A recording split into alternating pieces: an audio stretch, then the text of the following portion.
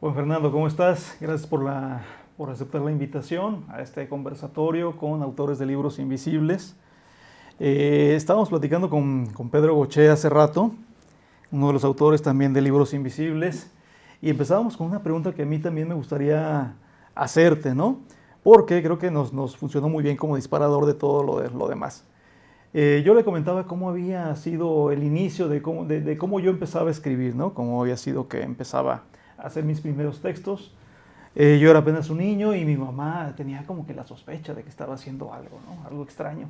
Ya. De suerte que un día pues ya no se aguantó y me saca los papelitos que yo escondía, porque Pedro también decía que era un poquito vergonzoso, ¿no? Cuando empiezas a escribir, por alguna razón es un poquito vergonzoso. Entonces mi mamá me descubre los papelitos, los lee y se da cuenta de que son poemas, ¿no? Entonces me Wow. alienta y me dice que escribo muy bonito y una serie de cosas. Entonces esto me sirve como detonante para empezar a escribir ya de manera más en serio, ¿no? Ya. Yo te pregunto entonces, ¿cómo empiezas tú a escribir? Porque además, bueno, Pedro que escribe algo de narrativa, que es poeta, que es pintor, pero tú escribes además ensayos. A lo mejor la dinámica también es un poquito diferente, ¿no? ¿Cómo empieza a escribir alguien que hace ensayos? Mi pregunta concreta para empezar a detonar, a ver qué más sale con este diálogo, es ¿cómo empiezas? ¿De dónde nace? Ya. ¿Cómo nace un escritor que termina haciendo ensayos? Ah, Primero, muchas gracias por el espacio. Y agradezco a Libros Invisibles y a ti como editor la oportunidad de publicar ensayo. Pues mira, los inicios de la escritura pues tuvieron como varias vertientes y varias detonantes, ¿no? Lo primero que te puedo decir es que mi abuelo era un gran contador de historias, ¿no? Mi abuelo se pasaba las tardes leyendo la Biblia, siempre leía la Biblia, siempre leía la Biblia. Y invariablemente cuando terminaba de leer la Biblia me hablaba y entonces me leía un pasaje de la Biblia y me decía, ¿qué entendiste? Pues, yo estaba chico, tendría 8, 9, 10 años, pues yo nunca entendía mayormente nada, ¿no? Pero después entendí que la mecánica de mi abuelo era preguntarme para que yo le dijera que no entendía nada y entonces él me contaba. Ya no me leía, él contaba lo que me había leído, ¿no? Y entonces confabulaba historias y detonaba la imaginación, contaba muchas cosas que no estaban en ese libro, vaya. Y esa fue una primera detonante porque entonces yo empecé a entender que se podía contar historias, ¿no? Que se podía a lo mejor ser autor incluso de esas historias. Entonces eso me llevó a comenzar a escribir. Mi abuelo era un gran fabulador y a partir de ahí comencé a escribir. Y yo también comencé a escribir letras de canciones, por ejemplo, porque a mí me interesaba las letras de canciones porque las canciones les gustaban a las chicas, ¿no? Entonces era como, pues a lo mejor a través de letras de canciones puede uno llegar a las chicas, ¿no? Después escribí poemas, escribí poesía. Antes de ser narrador comencé escribiendo poesía. Nunca he publicado poesía, pero comencé escribiendo poemas. Y de ahí del salto a la narrativa, al cuento en particular. Eh, Eso fue por un lado. Y el ensayo, bueno, escribir ensayo eh, la escritura del ensayo puede nutrirse de varios discursos, no así por ejemplo el cuento o la novela, pero sí el ensayo puede nutrirse de varios discursos que puede ser eh, una frase, un epígrafe, un renglón leído, un párrafo de algún autor, incluso escenas de películas, frases de canciones, contextos políticos, situaciones sociales, luchas. Todos esos discursos pueden incorporarse hoy al ensayo. Entonces, eh, y de esa inquietud de ver tantos discursos que hay en el aire, en la atmósfera, pues fue que comencé a escribir. Es, que no descubro el hilo negro ni hago como confrontaciones eh, ni muchas cosas así como sesudas, sino que hablo más bien de mis intereses, ¿no? De mis manías, de mis temores, de mis obsesiones, de mis autores favoritos, incluso de tradiciones en mi casa, ¿no? Eh, de la muerte, por ejemplo. Eh, el ensayo da para poder disertar, imaginar, divertirse con algunas cosas. e incluso disentir con otras, ¿no? Parte de ahí este ejercicio del ensayo. Ujú. Fíjate que me llama la atención eso que comentas de tus ensayos, porque es cierto, de alguna manera se nota que en los ensayos hay una intervención, al menos en tus ensayos, ¿no? Hay una intervención. Es decir, la literatura se trata de crear mundos posibles. Y es el eslogan, de hecho, que utilizamos en la editorial, ¿no? Libros Invisibles, y nuestro eslogan es, publicamos mundos posibles. Porque a mí me gusta mucho esta idea, pues, de que estamos creando mundos que son posibles, pero al mismo tiempo que son imposibles, ¿no? Son imposibles en el momento. Claro. Y sugerimos que podrían ser posibles. Y en tus ensayos yo veo un poquito de eso, es decir, está esta parte paradigmática que tiene que ver mucho con el ensayo, esta parte de sentencia, de verdad, pero también está esta parte narrativa que te delata como un narrador. Claro. Entonces, a diferencia de otro tipo de ensayos, me parece que hay mucho de eso en lo que se va a publicar en este libro, que próximamente va a aparecer en Libros Invisibles. Hay mucho de narrador en estos ensayos. Claro. Sí, fíjate que me di digamos que, por decir una frase común, me solté la greña. Es decir, yo quería ensayar sobre un tema en particular, por ejemplo, la mosca, ¿no? Que es como el tema central del libro, que se titula Las disputas entre la mosca y el hombre. Pero ciertamente, al momento de hablar sobre la mosca, había partes en las que uno tiene que narrar, ¿no? Porque lo demanda la estructura del discurso o la estructura del ensayo, y porque se va nutriendo de otras narraciones, de otras lecturas, ¿no? Hago como digamos, como un compendio de las apariciones de la mosca en distintas obras literarias, e incluso su aparición, que el detonante incluso del ensayo es su aparición en la vida real. Es decir, siempre estamos peleándonos con las moscas, ¿no? Siempre están las moscas en algún momento, ya no la espantamos porque se quiere parar en algo que estamos comiendo, porque ya la escuchamos zumbar en alguna conversación que tenemos y está molestando. Y el ensayo trata de esto, de todas estas apariciones de la mosca en distintos momentos, incluso esto que te digo, en distintos discursos, ya sea en novelas, en cuentos, pero también en la vida real. Y entonces, una parte importante del ensayo es narrar, porque no solo las ideas hay que, o la imaginación no solo hay que, digamos, darla en dosis pequeñas en los ensayos, sino abrir, ¿no? Esto que llamas un mundo posible, que a lo mejor no es concreto, no es como real, pero que sí está ahí en el texto, ¿no? Y eso es lo que trato de hacer en el ensayo, y particularmente en este de la mosca, por ejemplo, ¿no?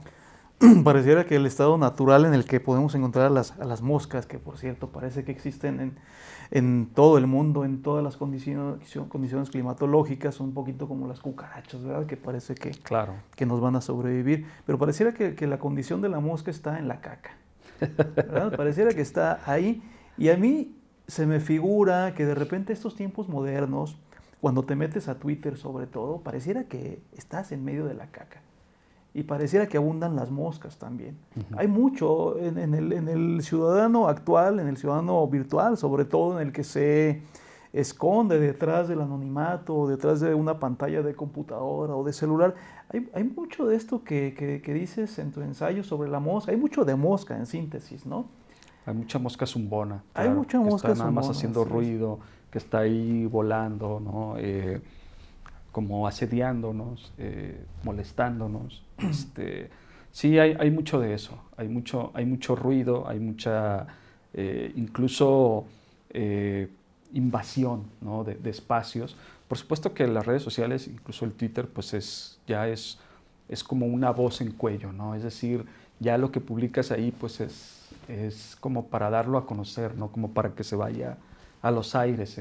No hay lo privado, ¿no? Sino es más bien algo privado que detona y se vuelve público, ¿no? Y tiene sus ventajas, por supuesto, ¿no? Pero también tiene sus desventajas, ¿no? Porque puedes encontrarte desde elogios hasta denostaciones, difamaciones, ataques, pero también puede servir para otras muchas cosas, para divulgar, ¿no? Para divulgar conocimiento, para divulgar noticias, para divulgar, ¿por qué no? Emociones, alegrías, ¿no? Pero que no esperemos que sean privadas, sino que se van a volver públicas, ¿no? Y eso hay también moscas zumbonas también, que están ahí como dando lata, están picando, están sí, molestándonos. En el proceso de edición de tu libro, Juan Fernando, te consta que nos tardamos muchísimo, hubo muchas circunstancias generales, pero también muy particulares. Tú sabes un poquito cuál es la historia de lo que fue sucediendo en estos 2 años más o menos que tardamos en editar tu libro, desde circunstancias familiares hasta que se nos atravesó una pandemia, ¿no? Y entonces tu libro pues sufrió muchos cambios, o si no muchos, sí cambios sustanciales. Al final incluiste un ensayo dedicado a tu madre que, bueno, pues lamentablemente sabemos que falleció. Entonces pasan muchas cosas en el proceso en el que vas editando un libro. Seguramente que para ti las más importantes pudieron haber sido justamente, perdón, el fallecimiento de tu madre, pero también la pandemia. Claro. En el caso de lo de tu mamá, pues evidentemente influyó en el libro y al final se modificó el libro y se incluyó un ensayo. Pero en el caso de la pandemia, ¿no sentiste la necesidad de repente de hacer un ensayo sobre la estupidez humana, sobre todo este fenómeno de que parece que al menos en México la pandemia no existe? Porque una cosa es el discurso que estamos viendo, el discurso público que sirve para rellenar los diarios, sirve para conseguir presupuestos, sirve para ciertas cosas, ¿no? Pero en la calle, yo ayer, por ejemplo, que me quise ver súper vivo y dije, voy a salir, porque te consta que soy de esas personas que se han mantenido encerradas, dije, voy a salir porque estoy un poquito harto de todo esto, me voy a ir al café a esta hora en el que está vacío.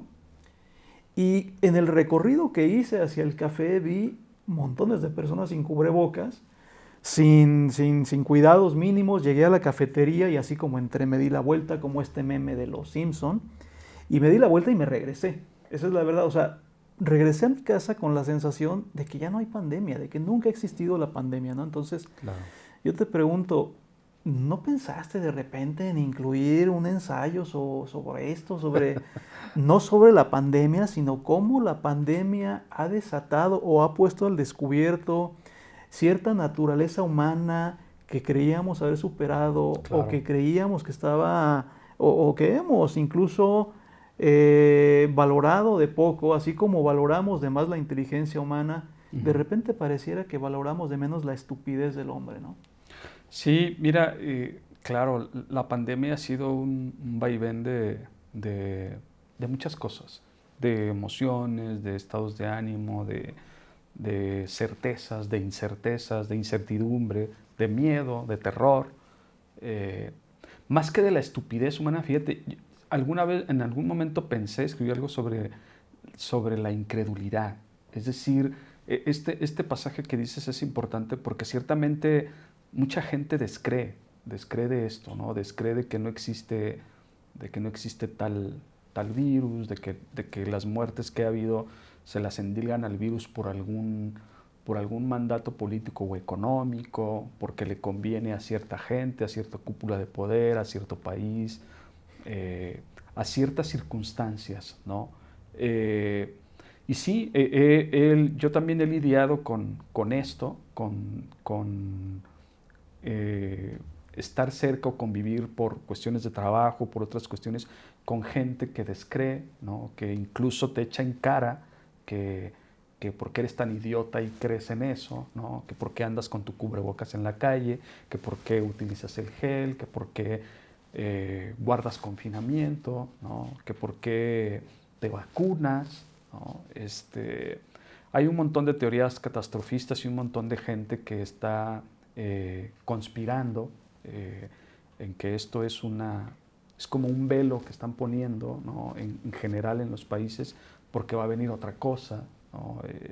Porque se avecina quizá otro tipo de catástrofe.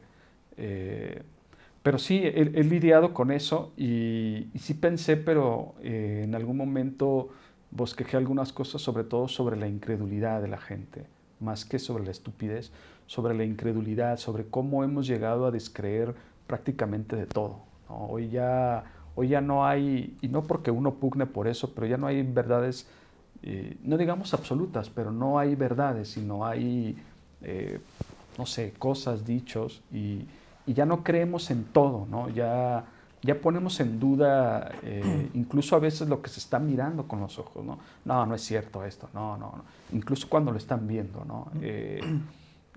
Y esta incredulidad ha tenido, por supuesto, consecuencias, porque la pandemia todavía está en un momento de lucha precisamente por tanta gente que no ha seguido, ¿no?, como las disposiciones que han dictado instancias médicas internacionales no autorizadas, con base científica, con datos, en que existe, en que es real, en que puede todavía mutar y seguir siendo un lastre para la humanidad, ¿no?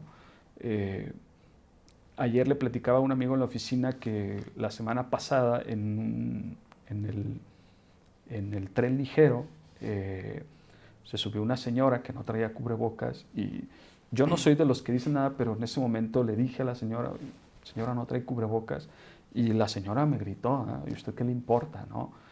Afortunadamente, más que estaban en el tren hicieron como coro de, señora, por favor póngaselo, no ve que todos traemos, y la señora fue tanto, nunca se lo quiso poner, pero a la siguiente estación se bajó, ¿no? Así como, ya no me estén chingando, ya no me estén molestando, mejor me voy a bajar, ¿no? Ustedes que creen en esto, yo no. Incluso ya cuando se iba bajando, incluso gritó, dice, ustedes seguramente ya están vacunados y les han de haber insertado algo que los hace ser todavía un poco más imbéciles, ¿no? Bueno, no hubo quien se rió y le carcajeó y alguien le mentó la madre a la señora, en fin, ¿no? Fue un momento como de... Pero sí, lidiar con esta incredulidad que puede traer otro tipo de consecuencias, ¿no? El alargamiento de esto puede ser una de esas cosas, ¿no? Y por supuesto, si se alarga, pues hay otras consecuencias, ¿no? Como la no reactivación de ciertos sectores, la no volver a una especie de normalidad que quizá ya no va a ser como la de antes, pero que si añoramos, ¿no? Poder hacer otras cosas, salir, pasear, conversar. Sí. Y yo creo que sí hay un tanto de estupidez. Pero no pensé en eso, sí pensé en incredulidad, ¿no? Como un rasgo que hemos venido que se ha vendido a ahondar en la condición humana, ¿no? Tan variopinta y tan llena de fisuras y de vacíos, ¿no? Que la incredulidad ha venido como a ser una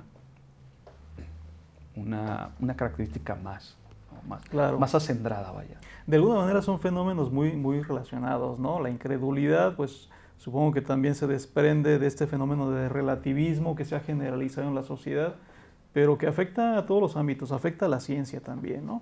Claro. Y no es un fenómeno nuevo, es un fenómeno que bueno, los que hablan de posmodernismo ya lo han tratado mucho. Pero sí, antes de alguna manera estas consignas, estas verdades absolutas que teníamos, nos permitían al menos ser de algún modo práctico.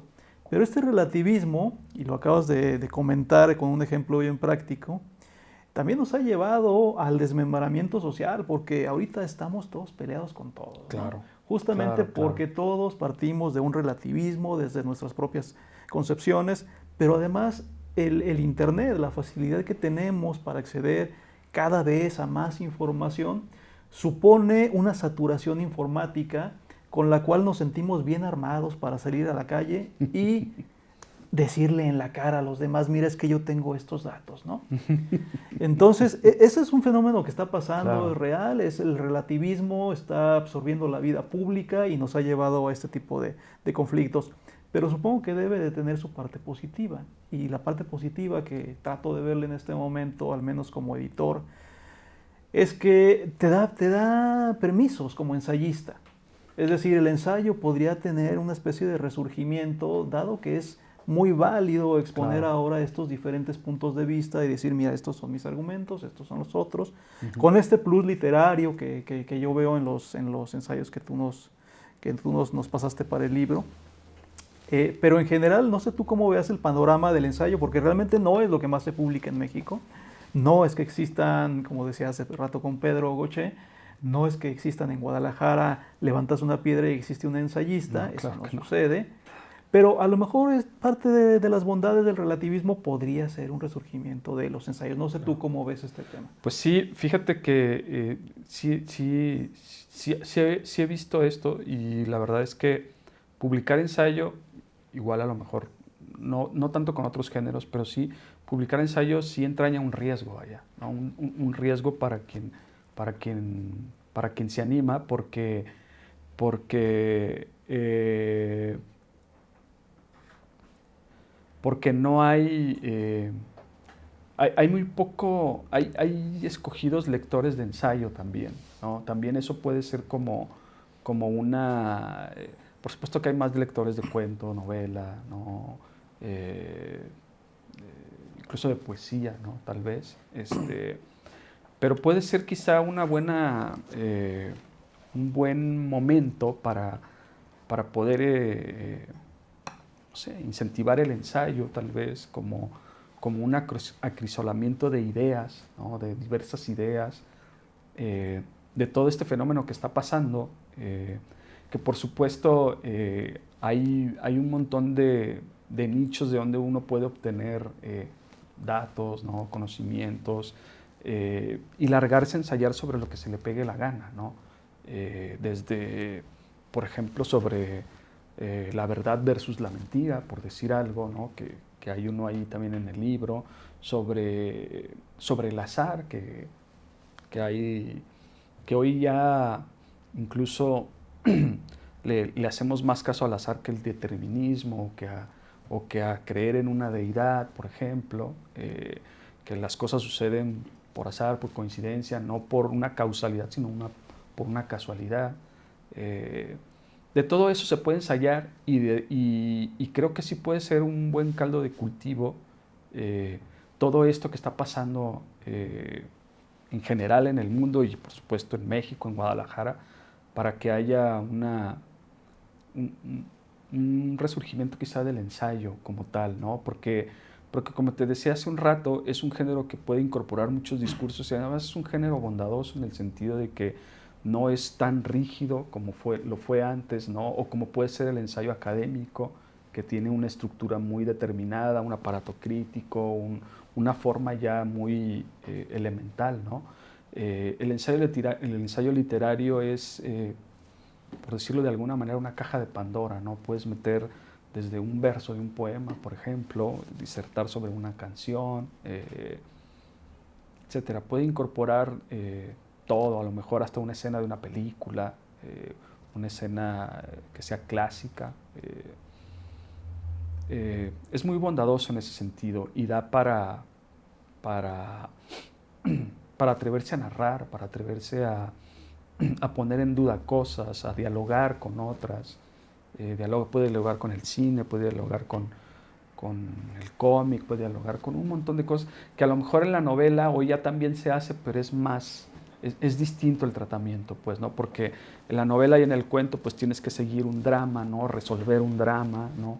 Poner a actuar ciertos personajes, seguir el proceso de inicio, desarrollo, desenlace, clímax. Y en el ensayo no, incluso puedes entablar un diálogo con una obra o con otra obra, con una película, incluso con una novela, y no necesariamente darle un final, ¿no? Sino exponer nada más cierta situación y dejarle al lector que él sea el que construya, ¿no? Claro, darle Porque esa posibilidad. sí, porque sí es un género hecho para pensar, ¿no? Los otros sí están como para digerir más que para pensar. O sea, ya está digerido, cuento y novela, el autor de alguna manera te lo da así. En el ensayo sí es un género que te hace pensar. ¿No? Dice Joaquín Sabina en una canción, dice que todos los finales son el mismo repetido, ¿no? Todos son la misma cosa, Claro. de alguna manera tiene mucha razón, pero es que piense en que en el ensayo, me acordé ahorita del dilema buridano, pareciera que todos los temas abordables humanamente posibles son los mismos desde siempre, ¿verdad? y me parece que en tu libro un poquito obedece a esa lógica, es decir, se trata de los mismos temas, pero con una vista mucho más moderna, mucho más reciente, y tal vez esa sea la variación que tenemos, Claro. ¿no? Pero ¿te parece que son los mismos temas? Es decir, los temas que tú abordas, podríamos ponerlos, el caso del ensayo que le da nombre al libro, Ujú. pues las moscas siempre han existido, Claro, ¿no? claro. Entonces, ¿te parece que va por ahí? Es decir, en la novela revisamos novelas modernas y novelas muy, muy antiguas y siguen siendo también los mismos Claro. temas, ¿no? En la poesía también siguen siendo los mismos temas. ¿Sucede lo mismo con el Yo ensayo? creo que sí. Yo creo que también en el ensayo hay muchas cosas que tal vez ya fueron dichas, aunque a lo mejor de otra manera, en otro contexto, por supuesto, con otras circunstancias. eh, pero también es también, como lo mencionaba hace un rato, es otra mirada, ¿no? Es otro discurso distinto, vaya, ¿no? A veces no es solo el tema en sí, sino cómo lo cuentas, ¿no? O cómo lo ensayas en este caso, ¿no? En literatura, por ejemplo, decía Northrop Frye, un crítico estadounidense, decía, la literatura nace de la literatura. Es decir, todo ya está escrito, ¿no? O todo ya fue escrito, ¿no? La cosa es ahora cómo lo contamos, ¿no? O sea, este drama de un amante que asesina al marido de la mujer que él quiere, pues ya fue contado muchas veces, ¿no? La cosa es cómo lo cuentas, ¿no? Y en el ensayo es lo mismo, es cómo ensayar hoy temas que a lo mejor ya fueron dichos, ¿no? De la mosca, por ejemplo, hay muchos que han hablado incluso desde La Fontaine, ¿no? Pasando por los griegos, incluso hay estudios españoles muy interesantes sobre la mosca, estudios científicos, libros gruesos. O sea, ya han dicho muchas cosas sobre la mosca, ¿no? Ujú. La cosa es cómo contamos hoy cosas sobre la mosca, ¿no? Por ejemplo, yo ayer leía un dato que a mí me pareció estratosférico, pero está sostenido por una investigadora de renombre y sostenido en un entorno de investigación. Dice que por cada persona que hay en el mundo hay 17 millones de moscas.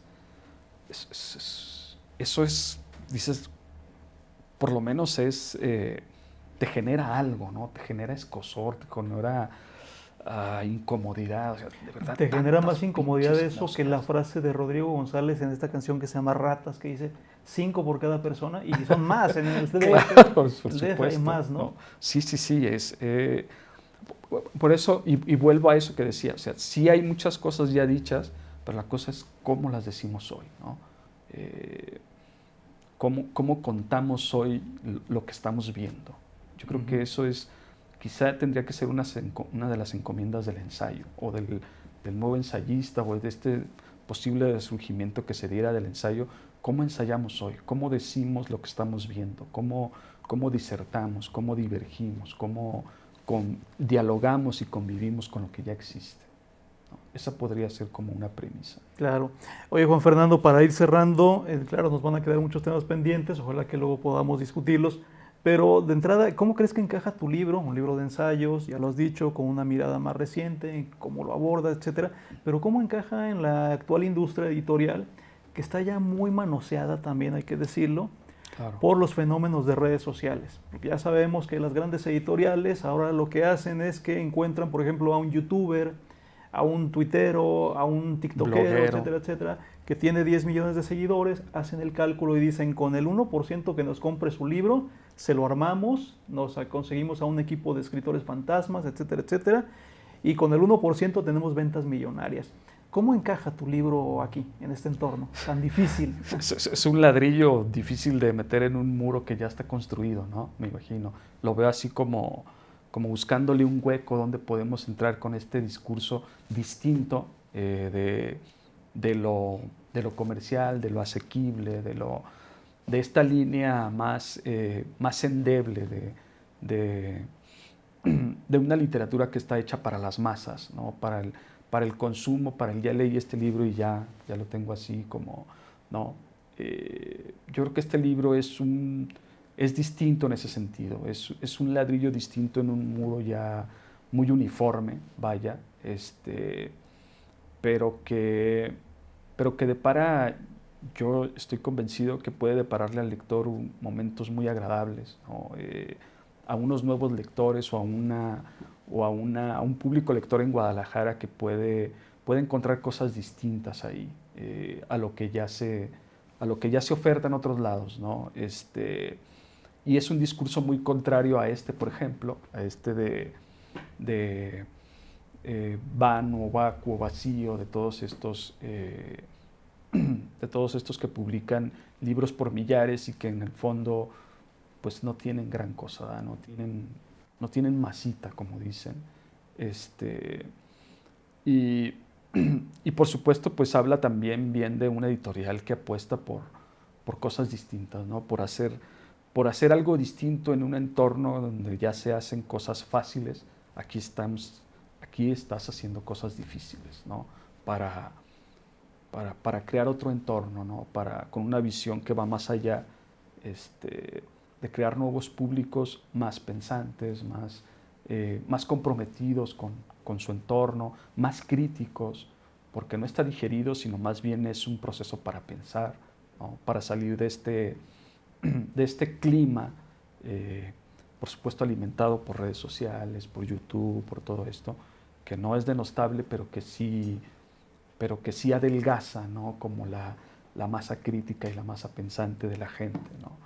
Entonces lo que buscamos es como que engrosarle esa masita, ¿no? Y hacerla un poco más, de más carnita, para que haya otros discursos, ¿no? Otras maneras de ver el mundo, de hablar en él, de moverse en él, ¿no? Yo creo que eso es lo que hay en el libro. Buenísimo. Pareciera que el libro como continente de experiencias ha cedido un poquito terreno a, no sé cómo decirlo, a ser también un objeto de adorno, ¿no? Es que ahorita que decías eso me imaginé, ahorita no ha habido Feria Internacional del Libro de Guadalajara, el año pasado tampoco hubo, bueno, en su caso presencial. Parece que este año va a ser también virtual o va a ser una especie de mezcla con muy poca gente. Pero nos consta a ti y a mí que mucha gente va a tomarse fotos con los libros, ¿verdad? O sea, no necesariamente los compras, pero si los compras un poquito para ponerlo a un lado de tu café, tomar la foto, publicar, etcétera, etcétera. Entonces se ha vuelto también un poquito un objeto de presunción y un poquito un objeto como de adorno, ¿no? Entonces es interesante lo que comentas porque vamos a ver cómo encaja un libro de ensayos, un libro de ensayo serio que tiene su toque literario en este mercado con el que, como tú dices, sin denostarlo, es lo que hay. Es lo que hay. Ahí está y hay que aceptarlo. Sí, hoy también ciertamente el libro es una especie como de estatus, ¿no? Estatus de, pues yo me compré ¿no? Aunque a lo mejor no lo voy a leer, ¿no? O no lo voy a leer, pero lo tengo, ¿no? Sí, yo lo compré. ¿Cuál? El de moda, el de que, sí, yo también. Y, no, empecé a leerlo y no me gustó. Sí hay esto, ¿no? Sí hay esta presunción de muchos lectores, ¿no? En una ciudad que tiene la feria más importante del libro en español, ¿no? Del mundo en español, y que cada año presume millones, bueno, cuando se ha hecho, ¿no? Tantos visitantes, tanto, pero uno a veces termina preguntándose cuántos de estos compraron algo que valió la pena, cuántos de estos son lectores, cuántos de estos no fueron por una encomienda de tarea, cuántos de estos no fueron nada más a pasearse, a ver a Jordi Rosado, a todas estas figuras que son como, que nos encaja la televisión, pues. Hay un encanto también por las cifras, ¿no? Porque la última cifra de visitantes de la Feria Internacional del Libro, pero rondaba los casi 900,000 visitantes. Eso significa que metiste ahí a todo Tonalá, por ejemplo, ¿no? Lo cual claro, evidentemente no tiene mucho sentido, no es cierto, ¿verdad? Claro. Pero eso es el encanto también de las cifras, que dicen que si inviertes en la bolsa de valores, nada más puedes perder el 100%. No pasas de ahí, nada ¿verdad? más. Entonces, bueno, vamos a ver qué le depara a tu libro. Yo de pronto te agradezco, Fernando. No sé si quieres agregar algo, pero yo de mi parte te agradezco mucho esta entrevista. Espero que la podamos repetir en un conversatorio un poquito más amplio, claro, y tal vez con otros invitados. Invitar a la gente a que compre tu libro, que ya el próximo mes seguramente va a estar disponible a través de redes sociales, a través de las librerías habituales. a través de la página de Libros Invisibles. Y muy importante, esto quisiera subrayarlo en este momento, porque si algo ha permitido que sobrevivan las editoriales independientes ha sido el trabajo que se ha podido hacer a través de plataformas digitales. Las editoriales independientes, pero no hubiéramos podido sobrevivir si no ha sido porque existen actualmente plataformas que nos permiten la distribución electrónica, la distribución de impresión sobre demanda, y en todo el mundo, no nada más en México, ¿no? Entonces podemos vender nuestros libros en Alemania, en Estados Unidos, sin tener la necesidad de un distribuidor, sin tener que imprimir ejemplares. Hay una serie de ventajas ahí. Pero evidentemente necesitamos de los lectores, ¿no? De los lectores que sigan comprando libros independientes, que sigan apostando por autores como Juan Fernando, que sigan apostando por editoriales como Libros Invisibles. Pero sí es importante decirlo, estamos en muchas plataformas de libros en todo el mundo y ojalá que puedan comprar el libro de Juan Fernando en una de esas plataformas. Pues muchas gracias por la invitación, Jorge, y claro, por supuesto, abierto a futuros conversatorios. Y agradecerte a ti nuevamente y a Libros Invisibles por el riesgo de publicar este libro, ¿no? Que ciertamente empezó el proceso de edición 2 años, como dices, ¿sí? Y que además la escritura del libro pues, ha tenido todavía más tiempo, ¿no? Es un libro trabajado, pulido, con intención de darle al lector pues, una visión particular sobre cierto tipo de cosas, ¿no? Sobre cierto tipo de temas. Ya lo descubrirán ahí. No hay cuestiones sesudas, ni así estoy descubriendo el hilo negro, ni me subo al topos Uranus, ¿no? Pero sí hay un trabajo honesto, una propuesta diferente de escritura. Y pues bueno, ojalá que a los lectores les guste y que se animen, ¿no? a conocer otros mundos posibles que publica Libros Invisibles. Muy bien, muchas gracias.